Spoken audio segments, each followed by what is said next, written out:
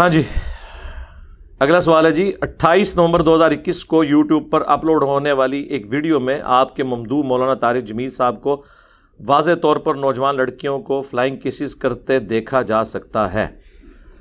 کیا اب بھی آپ جیسے منصف مزاج لوگ ایسے مولانا صاحبان کی سپورٹ جاری رکھیں گے؟ سب سے پہلے تو کیٹاگوریکلی سن لیں کہ یہ جو کچھ حرکت ہوئی ہے میں اس کو بالکل سپورٹ نہیں کروں گا۔ میں سپورٹ کروں گا؟ مجھ سے آپ ایکسپیکٹ کر سکتے ہیں؟ میں تو سیکس ڈسپلن کے معاملے میں اتنا سخت ہوں کہ بڑے بڑے چیمپئن اتنے سخت نہیں ہیں، یہ آپ لوگوں کو پتا ہے۔ آج تک کسی پبلک گیدرنگ میں نہیں گیا میں، اسی طریقے سے کبھی کسی عورت سے فون پہ بات نہیں کی ہے۔ میں نے تو شروع سے ہی بات کی ہے کہ یہ 3 چیزیں کسی بھی اسپیکر کے لیے فتنہ ہے، یعنی وہ پنجابی والا نہیں، عربی والا، آزمائش۔ نمبر 1 دولت، نمبر 2 شہرت، نمبر 3 عورت۔ اور ویسے یہ میں نے عورت کو عزت دینے کے لیے تیسرے نمبر پہ رکھا ہے، ورنہ پہلے نمبر پہ عورت ہی ہے۔ ہاں جی، سورہ آل عمران میں اللہ تعالیٰ نے فرمایا زُيِّنَ لِلنَّاسِ حُبُّ الشَّهَوَاتِ مِنَ النِّسَاءِ، مزین کر دی گئی ہیں انسانوں کے لیے پرکشش چیزیں، ان کی محبت شہوات کی پہلے نمبر پر عورتیں، اس کے بعد پھر بیٹے اور سونے اور چاندی کے جواہرات اور اچھی سواریاں، وہ ساری چیزیں بعد میں، پہلے نمبر پہ۔ فرائیڈ تو آپ کو اب آ کے کہہ رہے ہیں نا کہ سب سے امپورٹنٹ جذبہ جو ہے وہ سیکس ہے۔ اسلام تو بہت پہلے کہہ رہا ہے۔ میں اکثر کہتا ہوں کہ مجھے اسلام میں توحید کے بعد سب سے زیادہ پسندیدہ چیز جو ہے نا وہ اسلام کا سیکس ڈسپلن ہے۔ توحید جیسی تو چیز ہی کوئی نہیں ہے نا، دنیا کے ہر جھوٹے خدا سے آپ کو آزاد کر دیتی ہے، کسی کی آپ پرواہ نہیں کرتے، آپ ٹروتھ لور بنتے ہیں، سچائی کے لیے کھڑے ہوتے ہیں۔ یہ توحید کی برکت ہے۔ اور سیکس ڈسپلن چونکہ یہ جذبہ اتنا امپورٹنٹ ہے تو آپ دیکھ لیں سورہ النور میں آیا کہ مؤمن مردوں سے کہو، پہلے مردوں کو حکم ہوا ہے کہ اپنی نگاہیں نیچی رکھو، پھر کہا گیا مومنہ عورتوں سے کہو کہ وہ بھی اپنی نگاہیں نیچی رکھیں، پھر یہاں تک سورہ النور میں آیا کہ عورت کی زیور کی چھنکار بھی باہر نہ سنائی دے۔ آج مولوی یہ جھگڑ رہے ہیں جی چہرے کا پردہ ہے یا نہیں، وہ جی زیور زینت سے مراد زیور ہے۔ اچھا جی، یہ شادی کے لیے جب عورت کو پسند کرنے جاتے ہیں تو اس کا زیور دیکھ رہے ہوتے ہیں، شکل و صورت دیکھتے ہیں، کہانی کرا رہے ہیں آپ کو نہیں پتا۔ پھر بخاری اور مسلم دونوں میں حدیث ہے عورتوں سے میل ملاپ سے بچو۔ کسی نے پوچھا دیور، آپ نے فرمایا دیور تو موت ہے، یعنی دیور اور بھابھی کا بھی پردہ ہے تو باقی تو شاہی کوئی نہیں۔ ایٹ لیسٹ اگر کمبائنڈ فیملی سسٹم ہے تو نگاہوں کا تو ہے کہ جھکا کے بات کی جائے۔ جامعہ ترمذی میں حدیث ہے جہاں 2 غیر محرم مرد و عورت ہیں، تیسرا شیطان ان کے اندر ہوتا ہے۔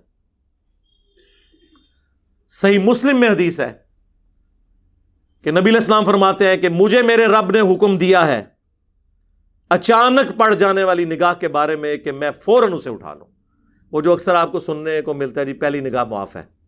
پہلی نگاہ معاف کا مطلب ہے کہ پہلی دفعہ جب پتہ چل جائے، اگر کسی کو بغیر نگاہ کے بھی پتہ چل گیا کہ غیر محرم عورت سامنے آ گئی ہے، پھر یہ نہیں ہے کہ پہلے ڈالے گا اور پھر ایسے ہٹائے گا، یا ایک نگاہ میں گھر تک چھوڑ کے آئے گا جس نے سا روکیا ہوتا ہے، نہ، یہ ایک محاورتاً بات ہے۔ بخاری اور مسلم دونوں میں حدیث ہے میں اپنے بعد تم مردوں کے لیے سب سے بڑی آزمائش عورتیں چھوڑ کے جا رہا ہوں۔ تو جہاں پہ سیکس ڈسپلن اتنا سخت ہو، المعجم الکبیر طبرانی کے اندر حدیث موجود ہے، سلسلہ احادیث صحیحہ کے اندر شیخ البانی نے نقل کیا ہے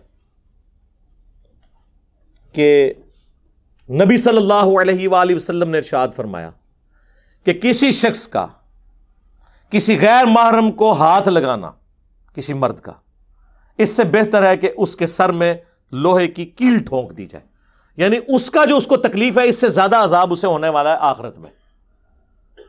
یہاں لوگ کہتے ہیں جی مصافحہ کر لو جی، خیر ہے جی، فلاں چیز ہے جی، وہ تو او جی پردہ تو دل کا ہے، تو ٹھیک ہے میرے بھائی، پھر کپڑے بھی اتار دو اگر دل کا ہی پردہ ہے۔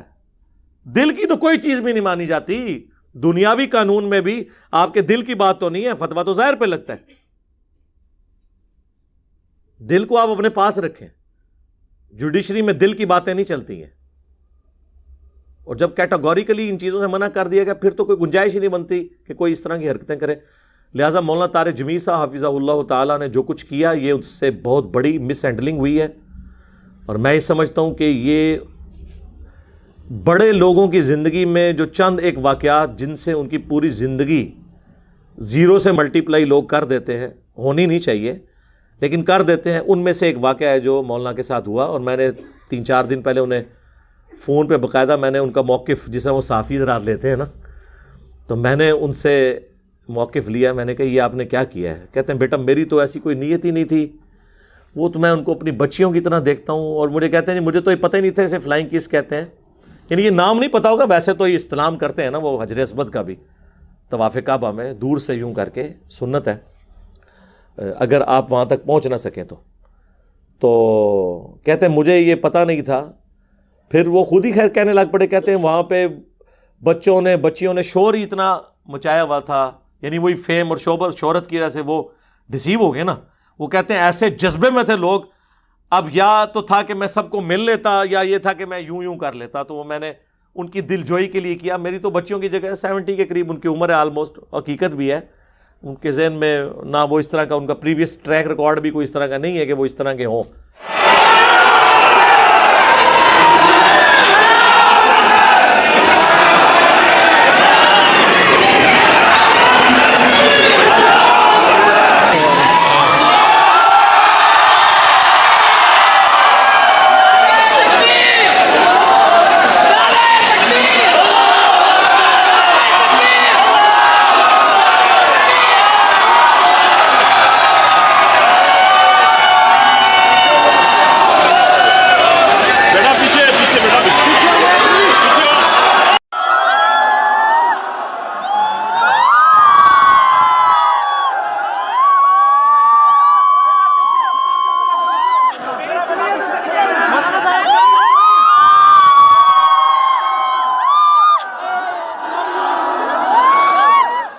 لیکن میں نے کہا جی آپ یہ مجھے بتائیں، اب آپ کو پتہ چل گیا کہ فلائنگ کسے کہتے ہیں؟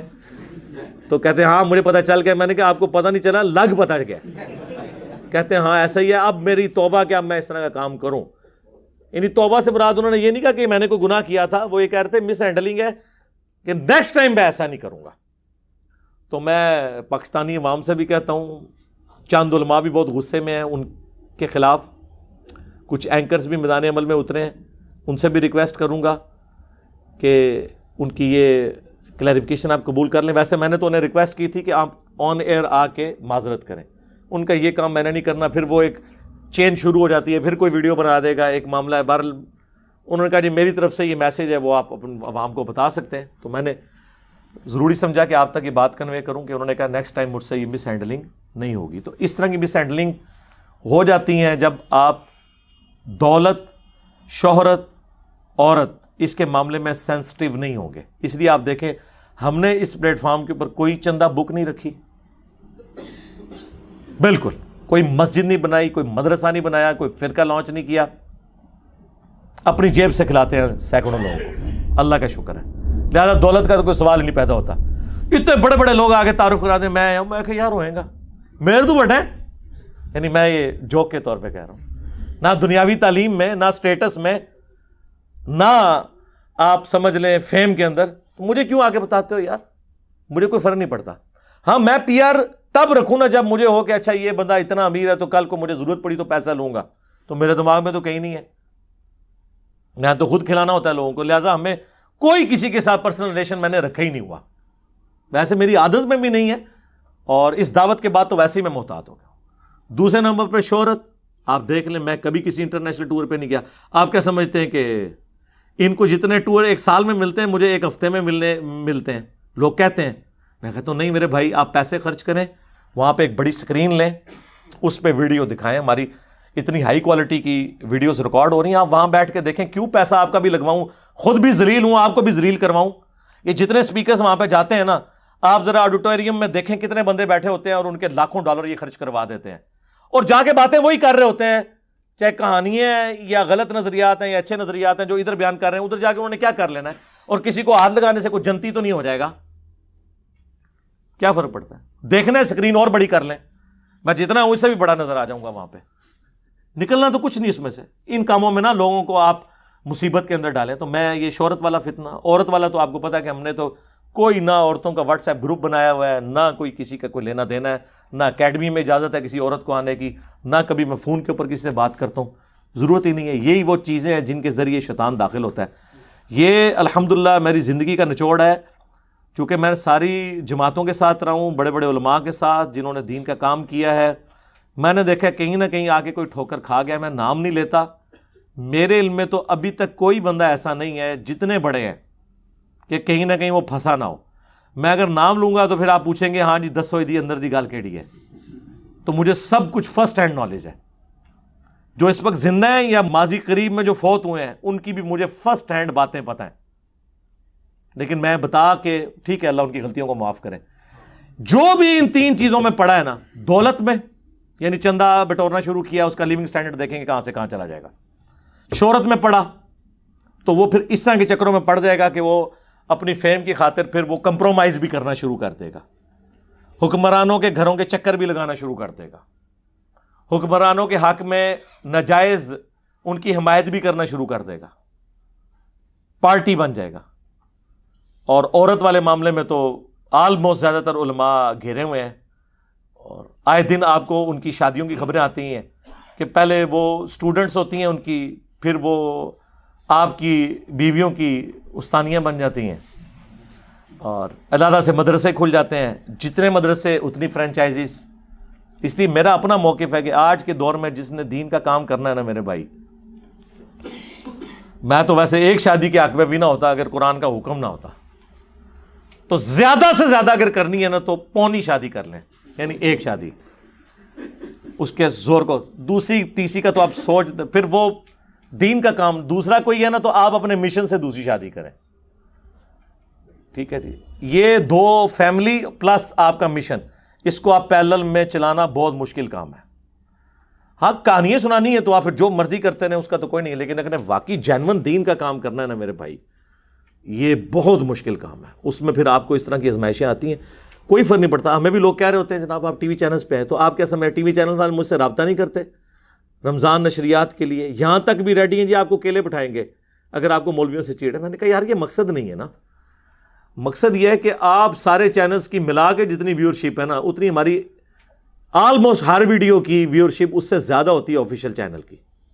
جا کے یوٹیوب پہ انالیسس کر لیں آپ، باقی ٹی وی چینلز کون دیکھتا ہے؟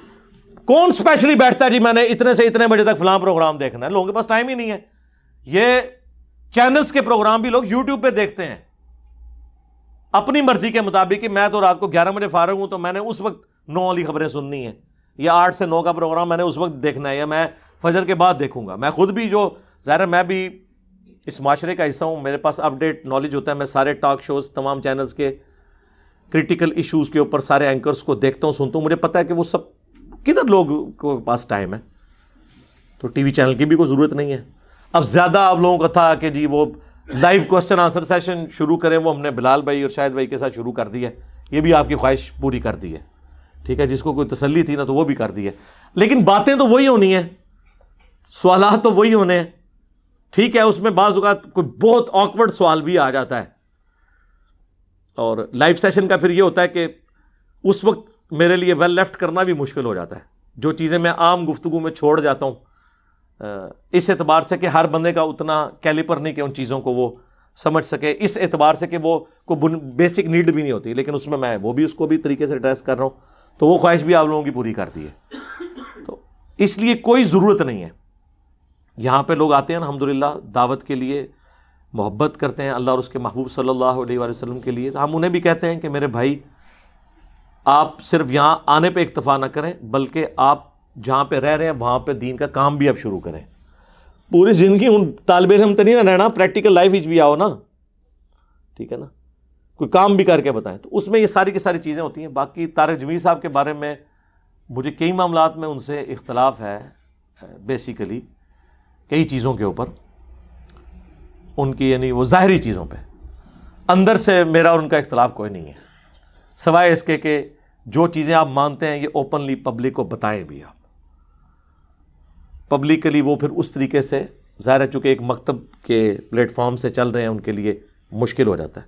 آپ دیکھ لیں اس دفعہ نومبر کا جو اجتماع تھا 2021 کا، اس میں طاہر جمیل صاحب کو بیان نہیں دیا رائے ونڈ والوں نے، میں نے ان سے باقاعدہ پوچھا ہے، کہتے ہیں بیٹا چھوڑیں یہ تو پھر لمبی کہانی شروع ہو جائے گی، حالانکہ مجھے پتہ ہے کہ کیا ہے، میں ویسے پوچھ رہا تھا، تو بس ان کا یہی جواب دینا، مجھے جواب مل گیا کہ ہاں میرے پاس جو سٹوری ہیں نا وہ ٹھیک ہے، کہ نہیں وہ دیتے، نہیں لانا چاہتے کسی ایسے بندے کو اوپر جو تھوڑا سا آؤٹ آف باکس تھنک کرتا ہے، وہ نہیں لانا چاہتے اس کو، اس لیے انہوں نے ان کو بھی آپ دیکھ رہے ہیں۔ باقی علماء نے جو ان پہ غصہ نکالا ہے وہ آپ کے سامنے ہے، ان کو کہتے تھے مردود ہو گیا، یہ ہو گیا۔ میرے ساتھ فون پہ کئی دفعہ ان کی بات ہوئی ہے، وہ یہی رونا روتے ہیں کہ یار یہ ہمارے علماء کیا کرتے ہیں، ایک بات میں اختلاف کر کے اگلے بندے کو زیرو سے ملٹیپلائی کر دیتے ہیں۔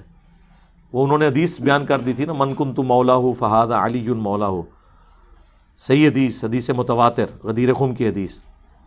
تو یہ نہیں کسی نے کہا کہ یہ حدیث غلط ہے، وہ کہتے ہیں جی ضروری تو نہیں تھی نا بیان کرنی، ٹھیک ہے جی، اس سے تو شیعہ کو تقویت ہوتی ہے، وہ تو ٹھیک ہے سر، پھر کل آپ توحید کی آیات پڑھیں گے تو کہیں گے اہل حدیث کو تقویت ہوتی ہے، کل کو آپ بخاری مسلم سے نبی علیہ السلام کے معجزات پیش کریں گے تو وہ کہیں گے بریلویوں کو تقویت ہوتی ہے، اہل بیت کی شان سے شیعہ کو تقویت ہوتی ہے، فضائل صحابہ بیان کرنے سے دیوبندیوں کو تقویت ہوتی ہے۔ اس پہ میں ایک جملہ بولا کرتا ہوں کہ ہر سچی بات کرنے سے کسی کے گلے میں ہار جا رہا ہوتا ہے تو کسی دوسرے کی دم پہ پاؤں پڑ رہا ہوتا ہے، چلے دم پہ پاؤں نہ کہ مفادات پہ ضرب، وہ کہتے ہیں جی سخت لفظ بول دیا، یہ محاورتاً بولا جا رہا ہوتا ہے نا۔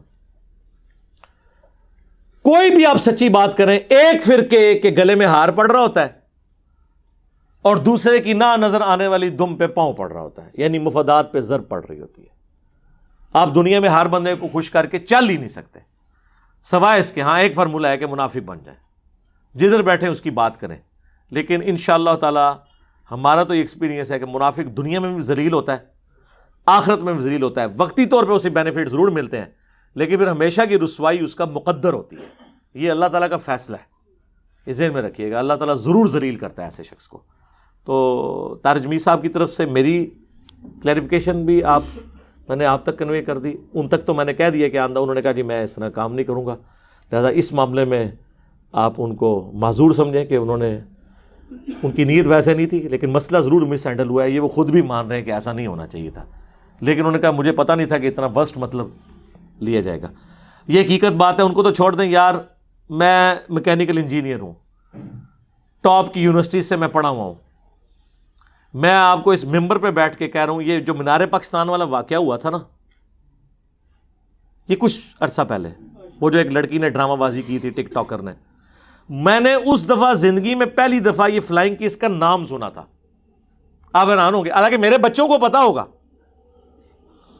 اس عمر میں، ہاں یہ پتا تھا یہ جو ایسی حرکت کرتے وہ بس وہ ہمیں پتا تھا اجر اسود میں کی ہے، لیکن یہ والا کام جو اس کے لیے یہ لفظ استعمال کیا جاتا ہے یہ کرتے ہیں لوگ، واللہ مجھے بھی نہیں تھا پتا، 44 سال تو میری عمر ہو گئی ہے، تو طاہر جمیل صاحب کو معاف کر دو۔